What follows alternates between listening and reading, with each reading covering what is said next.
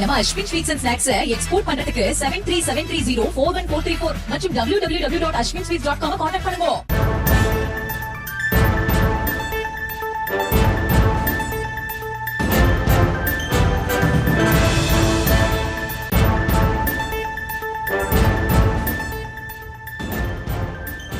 அண்மை செய்தி. திருப்போரூர் கந்தசாமி கோவிலுக்கு சொந்தமான 700 கோடி மதிப்புள்ள 226 ஏக்கர் நிலங்கள் ஆக்கிரமிப்பில் இருந்து மீட்கப்பட்டிருக்கின்றன. மேலும் விவரங்களோடு இணைகிறார் செய்தியாளர் மதியழகன். வணக்கம் மதியழகன், இந்த வழக்கு தொடர்பான முழு விவரங்கள்.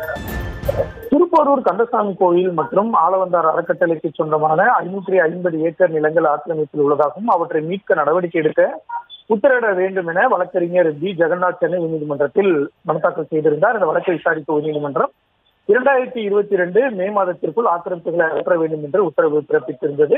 இந்த உத்தரவின் அடிப்படையில் ஆக்கிரமிப்புகள் அகற்றப்படவில்லை என குற்றம் சாட்டி வழக்கறிஞர் பி ஜெகநாத் சென்னை உயர்நீதிமன்றத்தில் நீதிமன்ற அவமதிப்பு வழக்கு தாக்கல் செய்திருந்தார். இந்த வழக்கு தலைமை நீதிபதி நீதிபதி ஜி அருள்முருகன் அமர்வில் மீண்டும் விசாரணைக்கு வந்தது.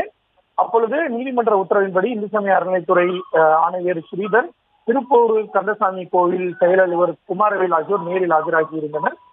அப்போது கந்தசாமி கோயிலுக்கு சொந்தமான 700 கோடி ரூபாய் மதிப்பிலான 226 ஏக்கர் விவசாய நிலங்கள் ஆக்கிரமிப்பில் இருந்து மீட்கப்பட்டுள்ளதாக அறநிலையத்துறை தரப்பில் அறிக்கை தாக்கல் செய்யப்பட்டது. இந்த அறிக்கையை ஏற்றுக்கொண்ட நீதிபதிகள் இந்து சமய அறநிலையத்துறைக்கு எதிரான நீதிமன்ற அவமதிப்பு வழக்கை முடித்து வைத்தனர்.